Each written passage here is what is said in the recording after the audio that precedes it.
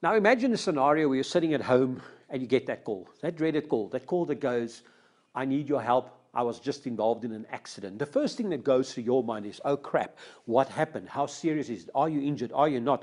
Typically, wives, the first thing they say is, my husband's going to kill me. And when they phone the husband, the first thing he says, is my car okay? So this is true, and it's kind of sad, but it's true. That's exactly what we are like. We respond to situations in different ways.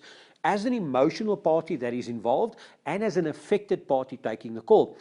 One of our modules will cover how to take that call and how to get the appropriate and correct information out of people. Because at the end of the day, if somebody phones in and says, oh, my car's been crashed and whatever, and you get so concerned, where are you? Where are you? No, they give you the location, you phone the ambulance and you phone the police, and they all drive there to arrive to find that other ambulance and other police are already present. So you need to know how to interact with that caller, or more importantly, what information to give to an emergency service in a particular sequence. We'll cover that.